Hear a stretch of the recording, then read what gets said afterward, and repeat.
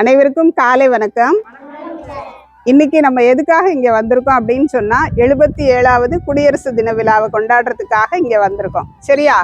ஏன் குடியரசு தினம் கொண்டாடுறோம் அப்படின்னு சொன்னா 1947 ஆகஸ்ட் 15 நமக்கு சுதந்திரம் வாங்கிட்டோம். சுதந்திரம் வாங்கினதுக்கு அப்புறம் நமக்குள்ள நிறைய மொழி பேசுற மக்கள் இருக்காங்க, நிறைய கலாச்சாரமுடைய மக்கள் இருக்காங்க. சரியா? இவங்களை எல்லாரையும் ஆட்சி செய்யணும் அப்படின்னு சொன்னா அதுக்கு ஒரு சட்டம் வேணும். சரியா?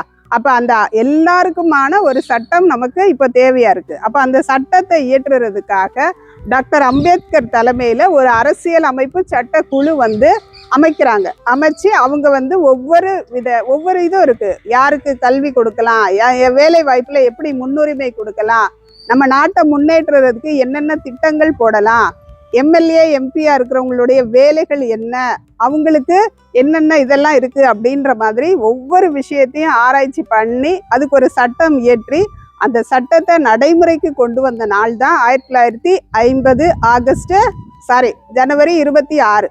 சரியா? அப்ப அரசியலமைப்பு சட்டம் நடைமுறைக்கு வந்த நாள் என்னைக்குன்னா 1950 ஜனவரி 26. சரியா? இன்னைக்கு நம்ம 77வது குடியரசு தின விழாவை கொண்டாடுறோம். சரியா?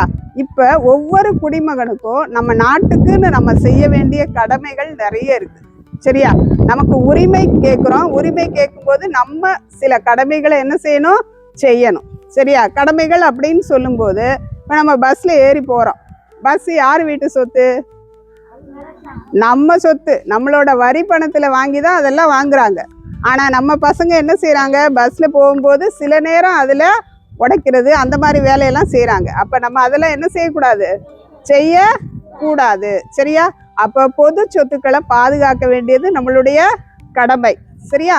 அடுத்து நம்ம தெருவில் இப்ப எல்லாம் பொல்யூஷன் ஆயிடுச்சு. அடுத்து சுற்றுச்சூழல் பாதிக்கப்பட்டுருச்சு. உலகம் வெப்பமயமாயிருச்சு. அப்ப நிறைய மரக்கன்றுகள் நட வேண்டியது நம்மளுடைய கடமை.